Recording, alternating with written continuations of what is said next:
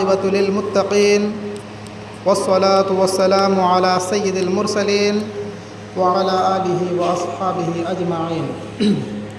أما بعد فأعوذ بالله من الشيطان الرجيم ببركات بسم الله الرحمن الرحيم. قال الله تبارك وتعالى في القرآن المجيد والفرقان الحميد: يا أيها الذين آمنوا كتب عليكم الصيام كما كتب على الذين من قبلكم لعلكم تتقون. ایمان والو، تم پر روزے فرض کیے گئے جیسے اگلوں پر فرض ہوئے تھے، کہیں تمہیں پرہیزگاری ملے. صدق اللہ مولانا العظیم وصدق رسولہ النبی الامین المکین الکریم ونحن علی ذلک لمن الشاہدین والشاکرین والحمد للہ رب العالمین.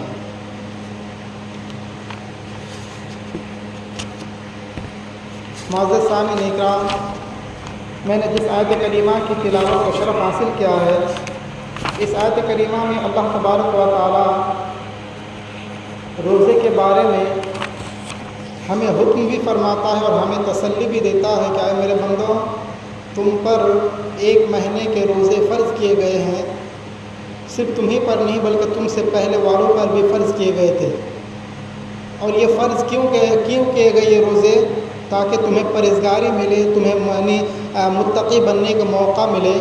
یعنی تم گناہوں سے پاک ہو کر اپنے آپ کو صاف ستھرا بنا لو. اس لیے اللہ تبارک و تعالیٰ نے تمہیں 1 مہینہ 12 مہینوں میں سے 1 مہینے میں یعنی 30 مہینے کے روزے 30 دن کے روزے فرض کیے. معزز سامعین اکرام، اللہ تبارک و تعالیٰ کا بڑا کرم ہے کہ رب نے ہمیں رمضان تک ملایا اور روزے رکھنے کی بھی توفیق دی ہے. جو حضرات روزے رکھتے ہیں بہت بڑے خوش نصیب ہیں، کیونکہ روزے دار کو اللہ تبارک و تعالیٰ اتنا پسند فرماتا ہے کہ روزے دار کو اللہ تبارک و تعالیٰ جہنم سے 500 سال کی دوری پہ رکھتا ہے. یعنی جہنم کے قریب بھی نہیں پہنچنے دیتا. صرف اتنا ہی نہیں کہ جب روزے دار روزہ رکھتا ہے، کوئی بندہ روزہ رکھتا ہے تو اس کا اٹھنا بھی عبادت ہوتا ہے، اس کا بیٹھنا بھی عبادت ہوتا ہے، اس کا چلنا بھی عبادت ہوتا ہے، اس کا پھرنا بھی عبادت ہوتا ہے. یہاں تک کہ بندہ اگر سانس بھی لے تو ہر سانس کو عبادت میں شمار کیا جاتا ہے، صرف اسی وجہ سے کہ بندہ نے روزہ رکھا ہے. اسی بنا پر اللہ تبارک و تعالیٰ اس کے ہر سانس کے بدلے میں اس بندے کو نیکیاں عطا فرماتا ہے. صرف اتنا ہی نہیں، اللہ کریم عز و جل ارشاد فرماتا ہے کہ جب بندہ، حدیث قدسی ہے کہ جب بندہ افطار کے وقت بیٹھتا ہے تو اس وقت اللہ تبارک و تعالیٰ اس بندے کے انتظار کو دیکھ کر، اس بندے کے روزے کے انتظار میں بیٹھے رہنے کی اس ادا کو دیکھ کر اللہ تبارک و تعالیٰ خوش ہوتا ہے اور اس بندے کی مغفرت فرما دیتا ہے. اسی طرح بہت سارے احادیث کریمہ ہیں جو ہمارے لیے سبق بھی ہے اور ہمارے لیے درس بھی ہے. اگر ہم ان باتوں پر عمل کریں گے، اگر ہم ان باتوں کو ذہن میں بٹھا کر رمضان کا احترام کریں گے تو انشاءاللہ تبارک و تعالیٰ کبھی بھی ہم جہنم کا مستحق نہیں بلکہ جنت کا مستحق ہوں گے. حضرت مولا علی شیر خدا رضی اللہ تعالیٰ عنہ ارشاد فرماتے ہیں کہ اگر اللہ تبارک و تعالیٰ کو امت محمدیہ پر، یعنی ہم جیسے گنہگاروں پر اگر عذاب دینا دنیا میں مقصود ہوتا، اگر عذاب دینا چاہتا تو اللہ تبارک و تعالیٰ رمضان جیسی نعمت اور سورہ اخلاص جیسی نعمت ہمیں عطا نہیں فرماتا. یعنی حضرت مولا علی شیر خدا رضی اللہ تعالیٰ عنہ یہ دونوں نام بتا کر ہمیں یہ بتا رہے ہیں کہ اے دنیا والوں، یہ جو دونوں چیز تمہارے بیچ میں ہم چھوڑے جا رہے ہیں، نبی پاک صلی اللہ علیہ وسلم کے ذریعے جو دونوں چیز تمہیں ملی ہے، یہ دونوں چیز ایسی مبارک چیز ہے کہ رمضان کا مہینہ جب آتا ہے تو تمہارے گناہوں کو دھل دیتا ہے. اور جب سورہ اخلاص کوئی بندہ پڑھتا ہے تو سورہ اخلاص پڑھنے کی بنا پر اگر کوئی بندہ سورہ اخلاص کو اخلاص کے ساتھ اچھی نیت کے ساتھ 3 مرتبہ پڑھتا ہے، اللہ تبارک و تعالیٰ پورے قرآن کا ثواب اسے عطا فرماتا ہے. تو حضرت مولا علی شیر خدا رضی اللہ تعالیٰ عنہ فرماتے ہیں کہ اگر اللہ تبارک و تعالیٰ کو امت محمدی پر عذاب دینا مقصود ہوتا تو یہ دونوں چیزیں نہ بھیجتا، یہ دونوں چیزیں عطا نہ کرتا۔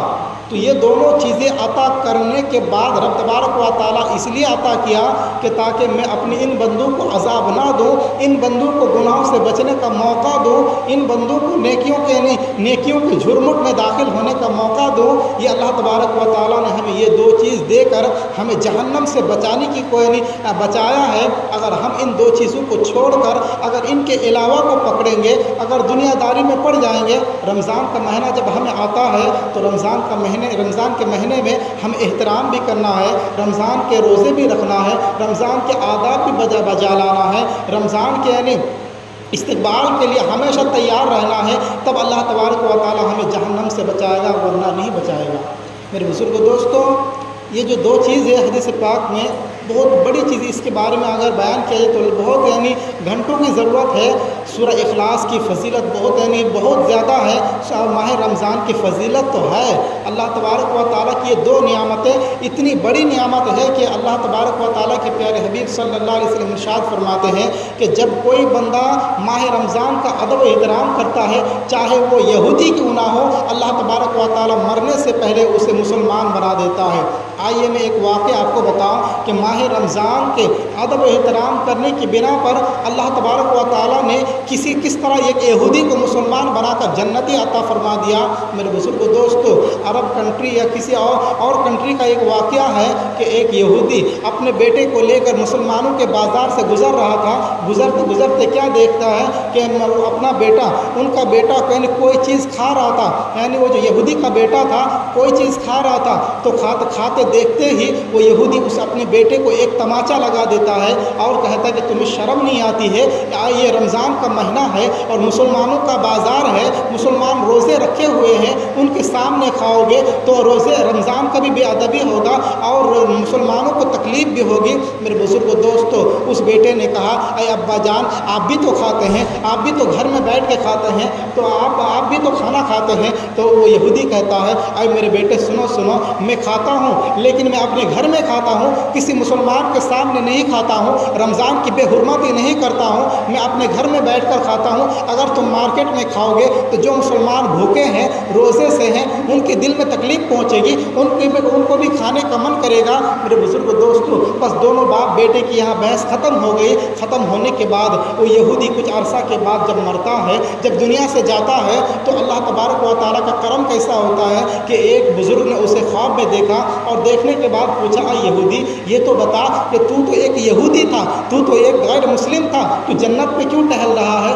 جنت میں ٹہلنے کی وجہ کیا ہے؟ تجھے جنت کیسے ملی ہے؟ میرے بزرگ دوستو، یہودی کہتا ہے، اے میرے بھائی سنو، میں صرف ایک مرتبہ، میں پوری زندگی تو یہودیت میں گزاری ہے، میں نے بت پرست اور شرک میں نے زندگی گزاری ہے، صرف ایک ہی مرتبہ اپنے بیٹے کو رمضان کے ادب کی بنا پر، رمضان میں ادب کرنے کی بنا پر ایک تماچا مارا تھا، رمضان کا ادب اسے سکھایا تھا۔ رمضان کے ادب بجا لانے کی وجہ سے اللہ تبارک و تعالیٰ کو میری یہ ادا اتنی پسند آئی کہ رمضان کا ادب میں نے کیا، رب تبارک و تعالیٰ مجھے مرنے سے پہلے ایمان کی دولت نصیب فرمایا اور اس ایمان کی بنا پر مجھے جنت نصیب فرما دیا۔ میرے بزرگ دوستو، کیا پتہ چلا؟ یہ یہودی جو مسلمان نہیں ہے، جو نبی پاک صلی اللہ علیہ وسلم کے دین میں نہیں ہے، وہ بندہ جب رمضان کا ادب اور احترام کرتا ہے، اللہ تبارک و تعالیٰ بغیر ایمان کے اسے موت بھی نہیں دیتا، ایمان کے ساتھ اسے موت عطا فرمایا۔ پہلے ایمان اس کے سینے میں، ایمان کی روشنی اس کے سینے میں ڈلوائے، اس کے بعد اللہ تبارک و تعالیٰ نے ملک الموت سے کہا، اے ملک الموت، اب اس بندے کی جان قبض کرو۔ تو پتہ یہ چلا کہ رمضان کا ادب ایک مسلمان کے لیے بہت ضروری ہے۔ ایک غیر مسلم ایک یہودی اگر رمضان کا ادب کر کے جنت میں چلا جائے تو ہم تو مسلمان ہیں، ہم تو نبی پاک صلی اللہ علیہ وسلم کا کلمہ پڑھنے والے ہیں، ہم تو نبی پاک صلی اللہ علیہ وسلم کی شان بتانے والے ہیں، ہم تو نبی پاک صلی اللہ علیہ وسلم کے گیت گانے والے ہیں، ہم تو ان کے عشق کے دم بھرنے والے ہیں۔ میرے بزرگ دوستو، آج ہم اگر رمضان کا ادب احترام کریں گے، کیا رب تبارک و تعالی ہماری مغفرت نہیں فرمائے گا؟ کیا رب تبارک و تعالی ہمارا نام جنت میں یہ نہیں لکھے گا کہ رب تبارک و تعالی ہمیں جہنم میں بھیجے گا۔ میرے بزرگ دوستو، رب کی امید پر یقین رکھو اور رب تبارک و تعالی جو چیزیں ہمیں عطا فرماتا ہے ان چیزوں کی قدر کیا کرو، کیونکہ قدر والے جانتے ہیں قدر والوں کا قدر کی چیزیں، یعنی جو اہم چیزیں ہوتی ہیں ان اہم چیزوں کے بارے میں جو اہم لوگ ہوتے ہیں، جو ادب والے اور قدر والے لوگ ہوتے ہیں، وہی لوگ پہچان پاتے ہیں، ورنہ ہر کسی کے بس کی بات نہیں ہے۔ میرے بزرگ دوستو، رمضان کا ادب کیا ہے؟ رمضان کے ادب کے بارے میں بزرگان دین فرماتے ہیں جب تم روزہ رکھو تو روزہ رکھنے کے بعد اپنے ہاتھ کو بھی روزہ رکھواؤ، کہیں اپنے ہاتھ سے یعنی اپنے ہاتھ کا روزہ نہ توڑواؤ۔ کیا مطلب اس کا؟ اپنے ہاتھ کا روزہ رکھواؤ، جب تم روزہ رکھو تو تم اپنے ہاتھ سے کوئی گندا کام نہیں کرنا، جب تم روزہ رکھو تو اپنے ہاتھ سے تم کوئی فلم والی کتاب نہ اٹھانا، جب تم روزہ رکھو تو اپنے ہاتھ سے کسی مظلوم پر ظلم نہ کرنا، کسی غریب پر ظلم نہ کرنا۔ میرے بزرگ دوستو، یہ ہوتا ہے اپنے ہاتھ سے اپنے ہاتھ کا روزہ رکھوانا، یعنی جب ہم روزہ رکھتے ہیں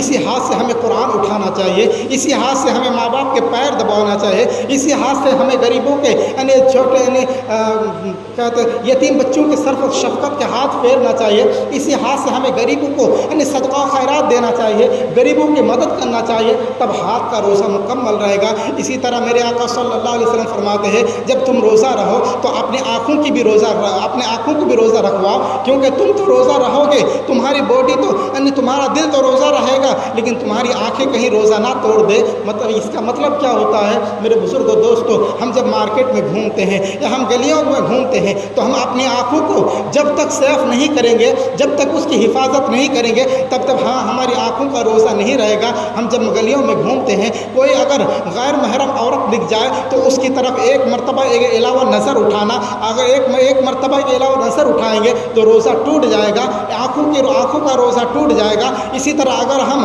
کسی یعنی غلط چیزوں کی طرف دیکھیں گے یا پھر اپنے گھر میں بیٹھ کر اگر ٹی وی دیکھیں گے، فلمیں دیکھیں گے تو آنکھوں کا روزہ ٹوٹ جائے گا۔ تو ان ساری چیزوں سے بچ کر اگر اپنی آنکھوں کا روزہ بچانا چاہتے ہو تو ان ساری چیزوں کو چھوڑنا پڑے گا، ٹی وی دیکھنا چھوڑنا پڑے گا، فلمیں دیکھنا چھوڑنا پڑے گا، غیر محرم عورت کی طرف دیکھنا چھوڑنا پڑے گا، یہاں تک کہ جتنی بھی غلط چیزیں ہیں ان چیزوں کی طرف دیکھنا چھوڑنا پڑے گا، تب ہماری آنکھوں کا روزہ محفوظ رہے گا۔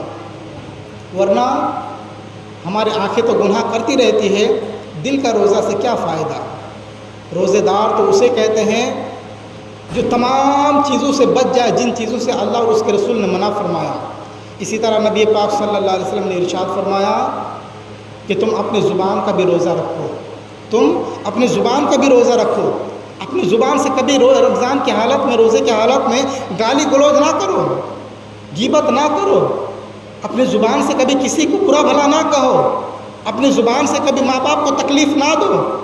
اگر تم رمضان میں روزے کی حالت میں اپنی زبان سے کسی کو گالی گلوچ دو گے، تمہارا روزہ حفاظت میں نہیں رہے گا۔ اگر تم اپنی زبان سے اگر ماں باپ کو تکلیف دو گے، تمہارا روزہ حفاظت سے نہیں رہے گا، تمہاری زبان کا روزہ ٹوٹ جائے گا۔ اسی طرح اگر اپنی زبان سے کسی کی غیبت کرو گے، کسی کو گالیاں دو گے، کسی کی چگلی کرو گے تو تمہاری زبان کا روزہ نہیں رہے گا، تمہاری زبان کا روزہ ٹوٹ جائے گا۔ میرے بزرگ دوستو، اسی طرح پاؤں کا بھی روزہ ہوتا ہے کہ پاؤں کا روزہ کیا ہوتا ہے کہ رسول پاک صلی اللہ علیہ وسلم ارشاد فرماتے ہیں کہ پاؤں کا بھی روزہ رکھو، یعنی پاؤں سے کبھی غلط قدم کی طرف، یعنی کبھی غلط کام کی طرف نہ پاؤں لے جانا، کبھی کسی یعنی گناہ کی طرف پاؤں نہ اٹھانا۔ اگر گناہ کی طرف پاؤں اٹھاؤ گے تو تمہارے پاؤں کا روزہ ٹوٹ جائے گا۔ اگر تم کسی یعنی غلط چیزوں کی طرف پاؤں آگے بڑھاؤ گے تو تمہارے پاؤں کا روزہ ٹوٹ جائے گا، صرف دل کا روزہ رہ جائے گا، اس کے علاوہ تمہیں ثواب کیا بھی نہیں ملے گا۔ میرے بزرگ دوستو، ہمارے بزرگان فرماتے ہیں روزے دار کی 3 کیٹیگری ہوتی ہے۔ جو بندے روزے رکھتے ہیں 3 کیٹیگری ہوتی ہے۔ پہلا نمبر عوام کا روزہ۔ عوام کا روزہ کسے کہتے ہیں؟ عوام کا روزہ کھانے پینے اور جماع کرنے سے، یعنی بیوی سے ملنے سے، ان چیزوں سے بچ جانا۔ کھانے پینے، جماع، یہ ساری چیزوں سے جو بندہ بچ جاتا ہے، یہ عوام کا روزہ ہے۔ اس کا بھی روزہ ہوتا ہے لیکن ثواب کم ملتا ہے۔ لیکن جو خاص لوگ ہوتے ہیں ان کا روزہ کیا ہوتا ہے؟ خاص لوگوں کا روزہ یہ ہوتا ہے کہ خاص لوگ ہر اس گناہ سے بچ جاتے ہیں جس سے بچنے کا اللہ تبارک و تعالیٰ کا حکم ہوتا ہے۔ یعنی خاص لوگوں کا روزہ کیا ہوتا ہے؟ وہ آنکھوں کا بھی روزہ رکھتے ہیں۔ خاص لوگوں کا روزہ کیا ہوتا ہے؟ وہ اپنی زبان کا بھی روزہ رکھتے ہیں۔ خاص لوگوں کا روزہ کیا ہوتا ہے؟ وہ اپنے پاؤں کا بھی روزہ رکھتے ہیں۔ اس طرح سارے چیزوں کو گناہوں سے بچانے والا ہوتا ہے، وہ دوسری کیٹیگری میں اس کو خاص لوگ کہتے ہیں، جن کا درجہ عوام سے بھی بڑھ کر ہے۔ اور اخص الخاص، جو اس خاص سے بھی زیادہ بڑا مرتبہ والا ہے، وہ کون لوگ ہیں؟ جو اپنی زندگی کو، اپنی نظروں کو اس طرح ڈھال دیتا ہے کہ اللہ تبارک و تعالیٰ کی تمام چیزوں کو چھوڑ کر، جتنی بھی چیزیں اللہ تبارک و تعالیٰ نے منع فرمائی ہیں، ان تمام چیزوں کو، یہاں تک کہ مستحب چیزوں کو بھی وہ چھوڑ کر جو اللہ تبارک و تعالیٰ کی جانب دھیان دیتا ہے روزے کی حالت میں، تو اس کا روزہ اخص الخاص ہوتا ہے اور سب سے پہلی کیٹیگری میں اس کا روزہ رہتا ہے۔ تو یہ اولیاء کرام کو حاصل ہے، جو دل سے بھی گناہ نہ کرے، زبان سے تو بہت دور کی بات ہے، جو دل سے بھی گناہ نہ کرے، یہ اخص الخاص کا روزہ ہے۔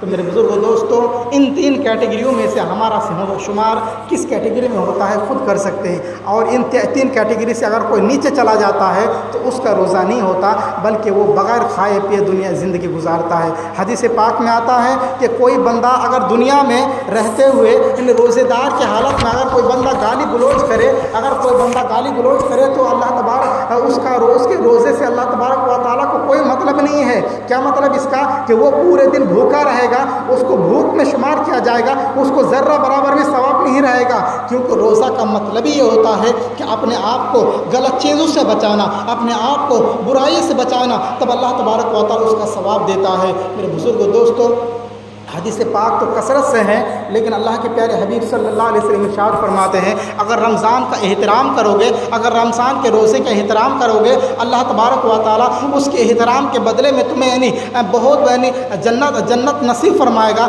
جس طرح آپ نے یہودی کا ایک واقعہ سنا، ایک واقعہ آپ کو میں پھر بتاتا ہوں کہ ایک شخص تھا، مسلمان تھا، وہ پورے 11 مہینے میں وہ نماز کی پابندی نہیں کیا کرتا تھا، وہ نماز کے قریب زیادہ نہیں آتا تھا، لیکن جیسے رمضان کا مہینہ آتا تو اس بندے کے اندر اللہ تبارک و تعالیٰ کا خوف اس طرح طاری ہو جاتا تھا کہ وہ بندہ رمضان کے مہینے میں پورے سال میں جو اس نے نماز قضا کی ہے ان نمازوں کو بھی ادا کرتا تھا، 5 روزے بھی رکھتا تھا، 5 وقت نماز بھی پڑھا کرتا تھا، یہاں تک کہ وہ بندہ تراویح کی نماز بھی ادا کیا کرتا تھا، اور رمضان کا اتنا ادب و احترام کیا کرتا تھا کہ وہ پورے مہینہ ایک نیک بندہ بن کر رہتا تھا۔ کسی نے پوچھا، اے میرے بھائی یہ تو بتاؤ کہ تم غیر رمضان میں اور 11 مہینے میں تم اتنی پابندی سے نماز نہیں پڑھتے ہو اور اتنا ادب احترام نہیں کرتے ہو، تو یہ کیا ماجرا ہے؟ جب رمضان کا مہینہ آتا ہے تو تم رمضان کے مہینے میں جی جان لگا کر عبادت کرتے ہو، اور جو نماز قضا ہوئی ہے ان نمازوں کو بھی ادا کرتے ہو۔ تو وہ بندہ کہتا ہے کہ اے میرے بھائی سنو، اللہ کے پیارے حبیب صلی اللہ علیہ وسلم کے ارشاد پاک ہے، جو رمضان کا احترام کرتا ہے، جو رمضان کا ادب کرتا ہے، اللہ تبارک و تعالیٰ اس ادب کی بنا پر اسے اس کی مغفرت عطا فرما دیتا ہے۔ تو مجھے امید ہے کہ میں پورے سال جو نماز کی پابندی نہیں کر پائے ہیں، میں ان کو یہاں رمضان کے مہینے میں ادا کروں گا، اور رمضان کے احترام کی بنا پر شاید مجھے رب تبارک و تعالیٰ میری مغفرت عطا فرما دے، مجھے بخش دے۔ اس بنا پر رمضان میں زیادہ احترام کرتا ہوں، رمضان کا ادب کرتا ہوں۔ میرے بزرگوں دوستو، جب اس بندے کا انتقال ہوتا ہے تو اس بندے کو بھی دیکھا جاتا ہے کہ وہ بندہ جنت میں جاتا ہے۔ اس کی یہی وجہ ہوتی ہے کہ وہ رمضان کے مہینے میں رمضان کا ادب احترام کرنے کی بنا پر اللہ تبارک و تعالیٰ اس بندے کو مغفرت فرما دیتا ہے۔ تو ان واقعات سے ہمیں سبق یہ ملتا ہے کہ ہمیں رمضان کا مہینہ جب ملے تو رب تبارک و تعالیٰ کی بہت بڑی نعمت سمجھ کر اس کے لیے جی جان لگا دینا چاہیے۔ اس کے لیے کاروبار کم ہو تب بھی گوارا کر لینا چاہیے، اس کے لیے آمدنی کم ہو جائے تب بھی گوارا کر لینا چاہیے، آمدنی کم کر کے جو رمضان کے مہینے میں جی جان لگا کر روزے کے پیچھے جی جان لگا دیتا ہے، اللہ تبارک و تعالیٰ آخرت میں، دنیا میں تو کم ہوگا لیکن آخرت میں اس کا ثواب اتنا ہوگا کہ خود شمار نہیں کر سکتا۔ اس لیے میرے بزرگ دوستو، رمضان کا مہینہ چل رہا ہے، اس کا ادب احترام کرنا بھی ضروری ہے۔ اپنی آنکھوں کا بھی روزہ رکھے، اپنی زبان کا بھی روزہ رکھے، اپنے کانوں کا بھی روزہ رکھے، کبھی برے چیز نہ سنے، کبھی بری باتیں نہ سنے، کسی کی چگلی ہو رہی ہو تو وہاں سے ہٹ جائے، کوئی کسی کی غیبت کر رہا ہو تو وہاں سے ہٹ جائے، یہ کانوں کو روزہ ہوتا ہے۔ اسی طرح پاؤں کا بھی روزہ رکھے، ہاتھ کا بھی روزہ رکھے، پورے باڈی کا جو بندہ روزہ رکھتا ہے اسی کو کہتے ہیں اوریجنل روزے دار۔ جو پورے باڈی کا روزہ رکھتا ہے لیکن آج ہمارا ماحول کیا ہے؟ ماحول کیا ہم نے بنا دیا ویسا. ہمارے بچوں کو جتنا روکیں گے بچوں کو روک نہیں سکتے، کیونکہ ہم نے اپنے گھر میں ٹی ویاں لگا دی ہیں. ہم نے اپنے گھر میں LCD اور بڑے بڑے یعنی 50 انچ 22 انچ 30 انچ کے LCD وغیرہ سب لگا دیے ہیں. یہ ہمارے بچوں کی گمراہیت کا سبب ہے. ہمارے بچے جو گالی گلوچ کرتے ہیں، ہمارے بچے جو ہیرو کے ایکٹنگ کرتے ہیں، یہ ہماری خطا کی وجہ سے ہے. ہم نے خود دکھایا ان کو، ہم نے خود بتایا ان کو کہ میرے بیٹے دیکھو اس میں جو ہوتا ہے وہ سیکھو تم. اور یہ اللہ کے پیارے حبیب صلی اللہ علیہ وسلم کا حدیث پاک ہے کہ گھر سب سے پہلا مدرسہ ہے، اور گھر سے پہلے ماں کی جو گود ہوتی ہے وہ سب سے پہلا مدرسہ ہے. یعنی ماں کی گود میں بچہ جو سیکھے گا، گھر میں جب بچہ جو سیکھے گا وہی بچے کے اندر آئے گا اور باہر جا کے ظاہر کرے گا کہ میں یہ ہوں، میرے ماں باپ نے یہ سکھایا ہے. میرے بزرگ دوستوں، اس لیے اپنے بچوں پر رحم کھائے. ہم آپ تو چلے جائیں گے، ہمارے بچے جب گناہ کریں گے تو وہ گناہوں کا ثواب، گناہ بھی ہمیں ملے گا، وہ گناہ بھی ہمیں ملے گا، کیونکہ ہم نے اسے سکھایا ہے، ہم نے اسے تربیت دی ہے، ہم نے اسے وہ چیز کرنے کا ایک یعنی راستہ بتایا ہے، اس لیے ہمارے بچے کر رہے ہیں. تو میرے بزرگ دوستوں، آئیے رمضان کے بارے میں اور چند باتیں سنتے ہیں کہ رمضان ہمیں کیا عطا فرماتا ہے. رمضان میں روزے رکھنے والوں کو اللہ کے پیارے حبیب صلی اللہ علیہ وسلم کیا خوشخبریاں عطا فرماتا ہے. حدیث پاک میں آتا ہے، حضرت سلمان فارسی رضی اللہ تعالیٰ عنہ بیان فرماتے ہیں کہ نبی پاک صلی اللہ علیہ وسلم نے ارشاد فرمایا، جس شخص نے حلال کھانے یا پانی سے روزہ افطار کیا، فرشتے ماہ رمضان میں اس کے لیے بخشش کی دعا کرتے ہیں. اس میں دو چیز غور کرنے کی ہے، حلال کھانا بھی ہو، پانی بھی ہو. اگر کوئی بڈی سے روزہ افطار کرائے کچھ بھی نہیں ثواب ملے گا. اگر کوئی غلط کام کر کے کوئی پیسے کما کے لائے اس سے افطار کرائے کوئی ثواب نہیں ملنے والا. حدیث پاک میں کیا ہے کہ جس شخص نے حلال کھانے یعنی حلال کھانا ہو اور پانی بھی حلال ہو، حلال پیسے کو ہو، تو جو بندہ افطار کرایا یا خود افطار کیا، اللہ تبارک و تعالیٰ کے نورانی فرشتے اس بندے کے لیے مغفرت کی دعا کرتے ہیں، اس بندے کے لیے مغفرت کی دعا کرتے ہیں. ایک اور حدیث پاک میں آتا ہے کہ حضرت جبریل امین اس بندے سے شب قدر میں مصافحہ کرتے ہیں. حضرت جبریل امین جو بندہ حلال روزی کے ساتھ رمضان کا مہینہ گزارتا ہے اور رمضان کے مہینے میں سحری بھی کرتا، افطار بھی کرتا، حضرت جبریل امین اس بندے سے ملنے کے لیے سدرۃ المنتہا سے آتے ہیں اور شب قدر میں اس بندے سے مصافحہ بھی کرتے ہیں. کسی انسان کی شکل میں آتے ہیں، آنے کے بعد اس بندے سے مصافحہ کرتے ہیں. تو میرے بزرگ دوستوں، اس لیے جبریل امین کا ہاتھ جس ہاتھ میں لگ جائے وہ ہاتھ جہنم میں نہیں جاتا، اور فرشتوں کی دعا جس بندے کے لیے ہو جائے وہ بندہ جہنم میں نہیں جاتا، کیونکہ فرشتے معصوم ہوتے ہیں اور معصوم کی دعا اللہ تبارک و تعالیٰ جلد از جلد قبول فرماتا ہے. اس لیے رمضان کا احترام کرے، رمضان کے روزے رکھنے کی کوشش کرے. دیکھیے رمضان کے جو روزہ رکھتا ہے اس کے بارے میں نبی پاک صلی اللہ علیہ وسلم ارشاد فرماتے ہیں کہ جو بندہ رمضان کا ایک روزہ رکھے، رمضان کا جو بندہ ایک روزہ رکھے، اللہ تبارک و تعالیٰ اس بندے کے اور جہنم کے بیچ میں 500 سال کا فاصلہ بنا دیتا ہے. کیا مطلب اس کا؟ یہ دنیا سے لے کر پہلے آسمان تک 500 سال کا راستہ ہے. اگر ایک بندہ گھوڑا دوڑا کر، تیز رفتار گھوڑا دوڑا کر اگر وہ 500 سال تک جہاں پہنچے گا، یہ پہلے آسمان سے زمین تک ایک 500 سال کا راستہ ہے، اتنا فاصلہ ہے. تو اللہ کے پیارے حبیب صلی اللہ علیہ وسلم ارشاد فرماتے ہیں کہ جو بندہ رمضان کا روزہ رکھتا، پہلا جو روزہ جیسے رکھ لیتا ہے، اللہ تبارک و تعالیٰ اس کو جہنم سے 500 سال کے راستے کی دوری پر رکھ دیتا ہے، یعنی جہنم کو دور کر دیتا ہے، اس کو جہنم کی بو تک بھی نہیں آتی ہے. صرف اتنا ہی نہیں، اگر کوئی بندہ یعنی 30 روزے رکھ لیتا ہے، رسول پاک صلی اللہ علیہ وسلم ارشاد فرماتے ہیں کہ اس بندے کو اللہ تبارک و تعالیٰ جنتی قرار دیتا ہے، چاہے اس کے کتنے بھی گناہ ہو، وہ سارے گناہوں کو رب تبارک و تعالیٰ معاف فرما کر اسے جنتی قرار دیتا ہے. اسی طرح حدیث پاک میں یہ بھی آتا ہے کہ رسول پاک صلی اللہ علیہ وسلم ارشاد فرماتے ہیں کہ 3 بندے کی جو دعا ہوتی ہے وہ کبھی رد نہیں ہوتی ہے. یاد رکھے 3 بندے کی دعا، اللہ تبارک و تعالیٰ کے یہ 3 کیٹیگری کے بندے ہوتے ہیں، ان کی دعا اگر زبان سے نکل جائے تو رب تبارک و تعالیٰ رد نہیں فرماتا. کون کون سے 3 بندے؟ پہلا نمبر روزے دار، افطار کے وقت روزے دار روزے سے ہیں، افطار کے وقت جب بندہ دعا کرتا ہے. بہت سارے لوگ سوال بھی کر سکتے ہیں کہ ہم دعا کرتے ہیں کہ ہماری دعا تو قبول نہیں ہوئی ہے، لیکن میرے بزرگ دوستو اللہ تبارک و تعالی ہماری دعاؤں کو کبھی کبھی فوراً قبول کر کے ہمیں فوراً وہ صلہ عطا فرما دیتا ہے، اور کبھی کبھی آخرت کے لیے رکھ دیتا ہے۔ اور آخرت کے لیے جو رکھتا ہے، اگر ہم جب آخرت میں جائیں گے، میدان محشر میں جائیں گے، جب وہ چیزیں وہ ثواب ہم دیکھیں گے، وہ قبولیت کی دعا جب ہم دیکھیں گے، تو ہم اس دن کہیں گے کاش دنیا میں میری ایک بھی دعا قبول نہ ہوتی، ساری دعا آخرت میں دی جاتی تو میں سب سے بڑا خوش نصیب ہوتا۔ میرے بزرگ دوست، اس لیے کبھی دعا اگر فوری طور پر قبول نہ ہو تو مایوس نہ ہونا، بلکہ رب کی رحمت بہت بڑی ہے، اس کی رحمت پر امید رکھنا۔ رب تبارک و تعالی یہاں نہ دے تو آخرت میں ضرور دے گا۔ وہ کسی بندے پر ظلم نہیں کرتا، وہ 70 ماؤں سے زیادہ مہربان ہے۔ اسی لیے حضور پاک صلی اللہ علیہ وسلم ارشاد فرماتے ہیں، جب کوئی بندہ روزے سے ہو اور افطار کے وقت وہ بندہ اگر اپنی زبان کو ہلا کر رب تبارک و تعالیٰ کی بارگاہ میں کوئی عریضہ پیش کر دے، کوئی شکایت کر دے یا کسی نعمت کو مانگ لے، اللہ تبارک و تعالیٰ اس بندے کی دعا فوراً قبول فرما لیتا ہے۔ اسی طرح دوسرا بندہ کون ہے؟ دوسرا بندہ جو عادل بادشاہ ہوتا ہے۔ عادل بادشاہ کسے کہتے ہیں؟ عادل بادشاہ کا مطلب یہ ہوتا ہے کہ جس بادشاہ کے دور میں کوئی غریب بھوکا نہ روئے، جس بادشاہ کے دور میں کوئی کتا بھوکا نہ مرے، جس بادشاہ کے دور میں جو کوئی شیر بغیر اللہ تبارک و تعالیٰ کی اجازت سے کوئی بکری کو نہ پکڑے۔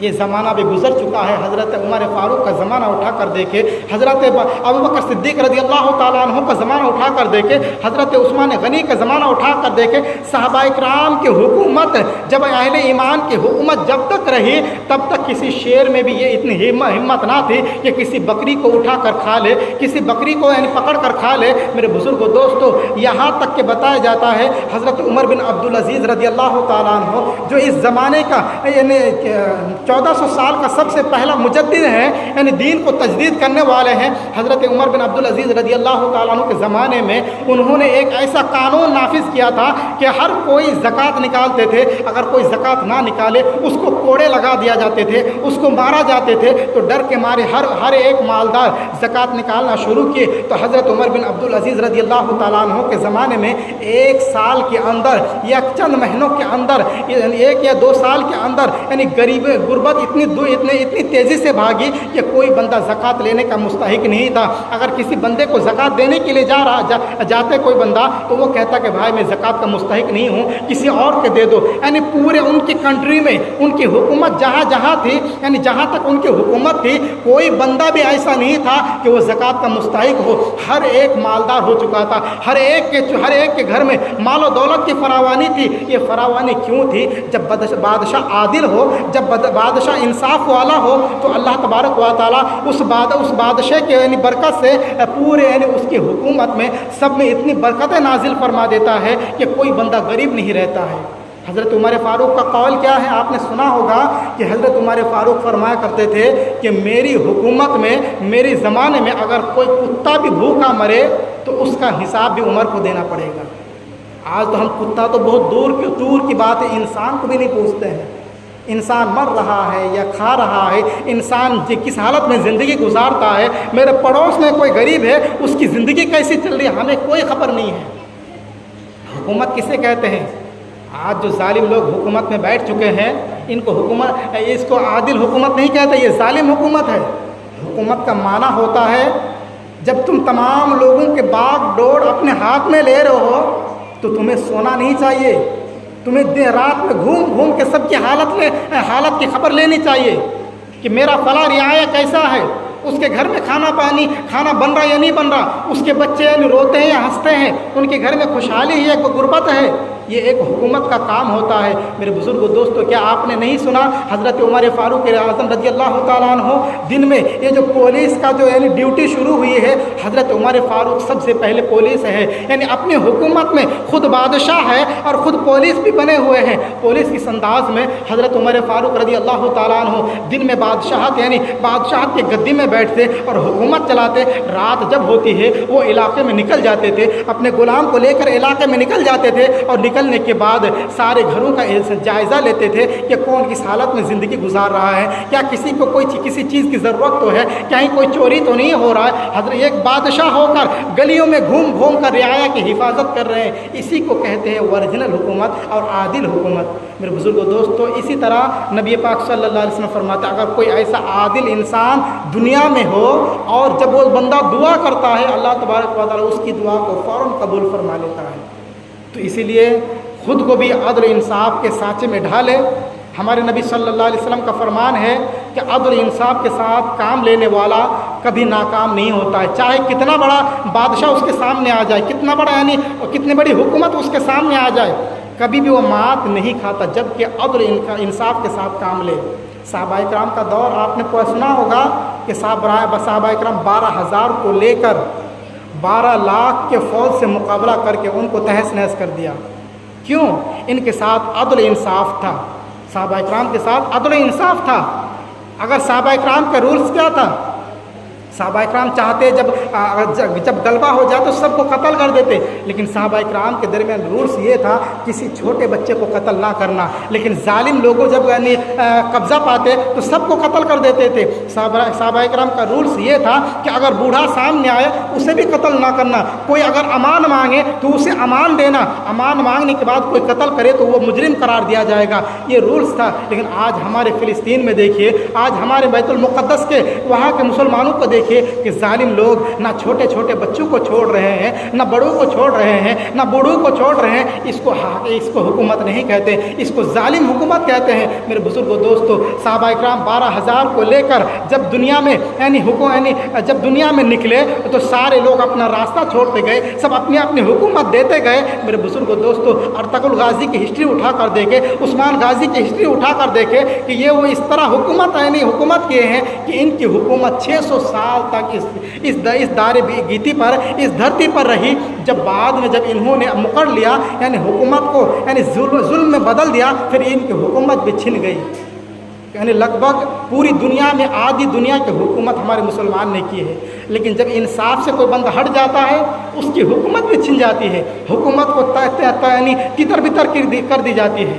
تو میرے بزرگوں دوستو، دوسری کیٹیگری کیا ہے؟ جن کی دعا قبول ہوتی ہے، جو عادل بادشاہ ہوتا ہے۔ تیسری کیٹیگری کیا؟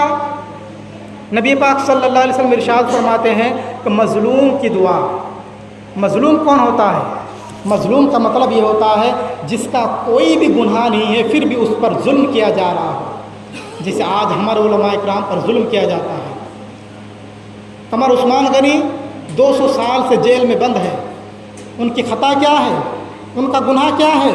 صرف اتنا ہی گناہ ہے کہ نبی پاک صلی اللہ علیہ وسلم کے ناموس کے لیے کھڑے ہوئے تھے، نبی پاک صلی اللہ علیہ وسلم کے نام پر بھوکنے والوں کو، نبی پاک صلی اللہ علیہ وسلم کے نبی پاک صلی اللہ علیہ وسلم کو گالیاں دینے والوں کو جواب دے رہے تھے۔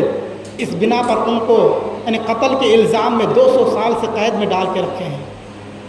اس کو حکومت نہیں کہتے ہیں، یہ مظلوم ہے، یہ جو لوگ ہیں مظلوم ہے۔ اب یہ 1 مہینہ پہلے مفتی سلمان اظہری جو ایک بندے کو چیلنج کیا تھا لاک ڈاؤن میں کہ تو بھی آگ میں کود، میں بھی آگ میں کودتا ہوں، تمہارا مذہب سچ ہے تو تو بچ جائے گا، میرا مذہب سچ ہے تو میں بچ جاؤں گا۔ وہی مفتی سلمان اظہری کو 1 مہینہ پہلے قید کر لیا گیا ہے، 1 مہینہ پہلے قید کر لیا گیا ہے۔ یہ علماء اکرام کے اوپر ٹارگٹ کیوں ہے؟ آپ کو معلوم ہے کہ عوام کا جو لیڈر ہوتا ہے وہ علماء ہوتا ہے۔ اگر علماء کو دبا دی جائے، اگر علماء کو قید کر دیا جائے تو میرے بزرگوں دوستوں، ان کا مقصد یہ ہے کہ علماء کو قید کر دیا تو پوری عوام کنٹرول میں آ جاتی ہے۔ جنگ آزادی کے موقع پر حضرت کفایت اللہ کافی، ان کو جب پھانسی کے تختے پر لے گیا گیا تو انہوں نے کہا کہ اے دنیا والوں، میرے مرنے کے بعد ایک کافی کے مرنے کے بعد تم لوگ غم نہ کرنا، کیونکہ ایک کافی کے مرنے کے بعد 1000 کافی دنیا میں زندگی دنیا میں پیدا ہوں گے۔ میرے بزرگوں دوستو، انگریز کا بھی یہی حالت تھا، انگریز بھی یہی رولز رکھے تھے کہ لیڈر کو پکڑ کے مارو تاکہ عوام خود بخود دب جائے۔ آج ہمارا حال بھی یہی ہے، ہمارے علماء اکرام کو پکڑتے ہیں، ان کو جیل میں ڈالتے ہیں، عوام بیچارہ چپ خاموش بیٹھے ہیں۔ عوام کے اندر اتنی بھی حوصلہ نہیں ہے کہ علماء اکرام کی مدد کیا کرے، علماء اکرام کا ساتھ دیا کرے۔ میرے بزرگ دوستو، یہ جو مظلوم ہے کل بروز قیامت جب رب تبارک و تعالیٰ کے بارگاہ میں کہے گا اے مولا، فلاں محلہ میں کام کرنے کے لیے گیا تھا، وہاں کے لوگ میرا ساتھ نہیں دیے، فلاں جگہ میں دین اسلام کے کام کرنے کے لیے گیا، وہاں کے لوگ میرا ساتھ نہیں دیے، تو اللہ تبارک و تعالیٰ کے بارگاہ میں ہم کیا جواب دیں گے؟ آج ہمارے علماء اکرام قید میں ہیں، 2 سال سے، یہ 1 مہینہ سے قید میں ہے، میرے بزرگ دوستوں ان کا ان کا حال کون پوچھے گا؟ تو یہ ہوتے مظلوم، تو مظلوم کی دعا اللہ تبارک و تعالیٰ قبول فرماتا ہے، اور اسے جس کے حق میں شکایت کرتے مظلوم، اس کو جہنم نصیب کرتا ہے۔ بہرحال رمضان کے مہینے میں یہ 3 بندوں کی دعا قبول ہوتی ہے، پہلا روزے دار کی، دوسرا جو بندہ عادل ہوتا ہے، انصاف والا ہوتا ہے، تیسرا جو بندہ مظلوم ہوتا ہے۔ اسی طرح نبی پاک صلی اللہ علیہ وسلم ارشاد فرماتے ہیں جو بندہ رمضان کے مہینے میں روزہ رکھتا ہے، اللہ تبارک و تعالیٰ اس کے صغیرہ کبیرہ سارے گناہوں کو معاف فرما دیتا ہے۔ شرط یہ ہے کہ بندہ توبہ کر لے، بندہ توبہ کر لے، اگر توبہ کرے تو اس کے سارے گناہوں کو معاف فرما دیتا ہے۔ آپ کو ایک حدیث پاک سناتا ہوں، آج ہمارا حال کیا ہے؟ رمضان کا مہینہ آتا ہے تو ہم اس کی بالکل بھی قدر نہیں کرتے۔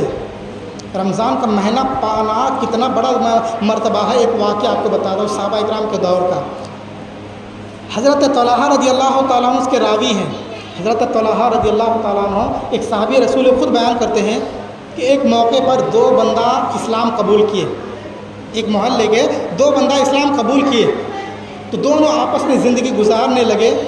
تو ایک بندہ جنگ میں ایک بندہ بہت زیادہ عبادت کیا کرتا تھا، اس کی عبادت کے مقابلے میں دوسرا بندہ کچھ بھی نہیں تھا، لیکن جو سب سے زیادہ عبادت کیا کرتا تھا وہ ایک بار جنگ میں گیا، جنگ میں جانے کے بعد شہید ہو گیا۔